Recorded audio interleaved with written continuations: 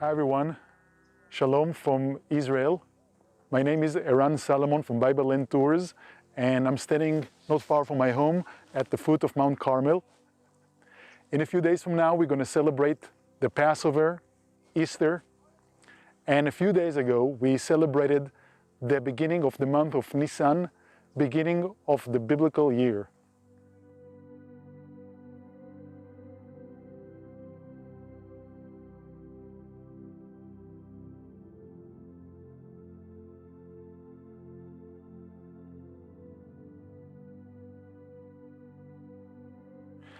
The name of the month is Nisan, or Nitzan, means the flowers of the trees.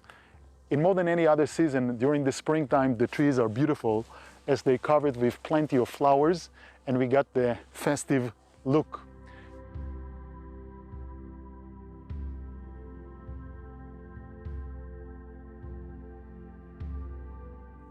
Especially in the trees like the peach, the almond, the pear, the apricot. In those trees, the flowers comes before the blossom. And the branches that have been frozen and lifeless are now covered with live flowers, fresh flowers, symbolizing resurrection, victory over death.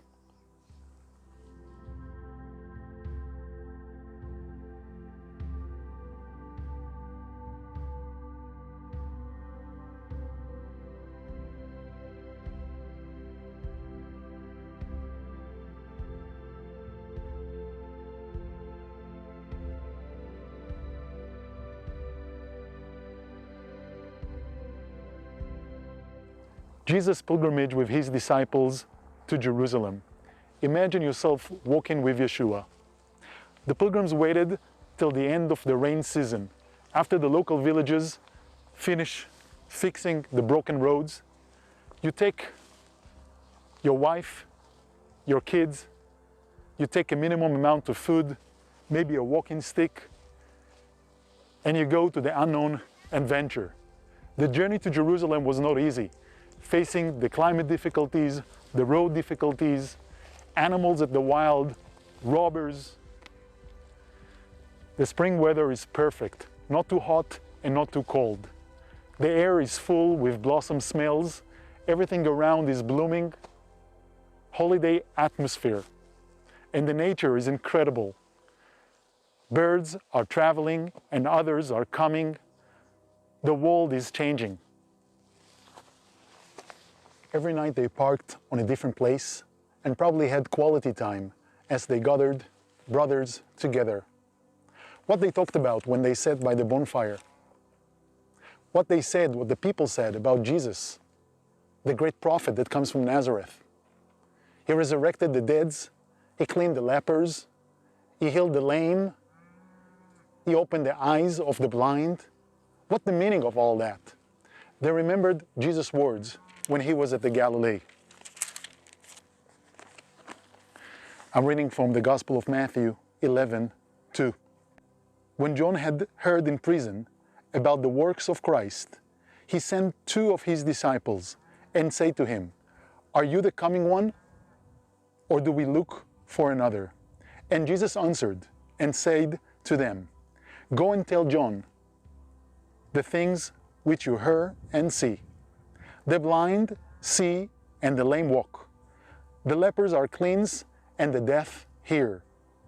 The dead are raised up and the poor have the gospel preached to them. And blessed is he who is not offended because of me." All this happened after John was put to prison. Before we talk about the meaning of those great deeds and miracles, we want to speak about John. Who is John? John is Elijah by spirit. How do we know? Because Jesus said so. When the disciples understood that Jesus is the one, they asked, "If you are the one, where is Elijah?" Because they knew that Elijah must come before the great day of the Lord. The end of the Old Testament ends at the book of Malachi, and the last phrase in the last book of the Old Testament promise, "I will send them Elijah before the great day of the Lord." So everybody knew that Elijah must come before the one. And Jesus answered, "It was John," but people didn't recognize him. How people supposed to recognize? Interesting that John preached in the same place where Elijah raptured. And the only figure in the New Testament the scriptures tells us how he looks like is John. And the only figure in the Old Testament that the Bible tells us how he looks like is Elijah. And guess what? When you read the description in Hebrew, the description is the same. So John is equal Elijah by spirit. Are you the one to come, or shall we wait for another? To talk about this, I want to take you to the teaching of Peter at the temple after he healed at the lame man by the beautiful gate by the name of Jesus of Nazareth. Peter was saying, Acts 3:22, "For Moses truly said to the fathers, the Lord your God will rise up for you a prophet like me from your brethren. Him you shall hear in all things, whatever he says to you. And it shall be that every soul who will not hear the prophet shall be utterly destroyed from among the people." So Peter is telling us to go and read Deuteronomy 18:18. Deuteronomy 18 speaks about the prophet. A few things we can learn from Deuteronomy 18. First of all, we learned that God don't need a prophet. We do. When the people were standing before God at Mount Sinai, we couldn't stand before God. So we asked God to give us a mediator. And God gave us the gift of prophecy. How do you know if the prophet is a real prophet or a false prophet? God promised to Moses he will send them a prophet like him, and to him you should listen in all things. But how do you know that's a real prophet or a false prophet?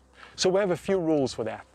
First of all, the prophet must prove himself with great signs. All his prophecies must come true. And if he's a false prophet, he will face the death penalty. And this is actually what we learned at the Gospels. John sent two people, witnesses, and Jesus told them, go back to John and tell him what you saw and heard. The blind can see, the lame walk, the lepers are cleansed, the dead are resurrected, the deaf can hear, and the gospel is preached to the poor. This is a list of things to do. We read about this list at the scroll of Isaiah. There was a tradition that the one to come must prove himself with great signs. What's the purpose of all those great miracles? Those are signs that proves that he's the one. And at 1947, if you heard about the Dead Sea Scrolls, or as we call them today, the Temple Scrolls, in cave number 4, we found a small piece of parchment paper and we number it 521. In this, we found exactly the same list of miracles, of signs, of things to do that the Messiah must prove himself. So when they came, everybody knew what the meaning of those great signs. Those are the proofs that he's the one that the Old Testament promised to send us. When Jesus came to Jerusalem at Passover, the priest at the temple heard all the people calling him Messiah, the son of David. So they gave him to the Romans to crucify him. You think that this guy is your Messiah? You think that he is the one to come? Impossible. Look at him. He's dead on the cross. By crucifying Jesus, they tried to prove that he is not the one. And his resurrection proved that he is.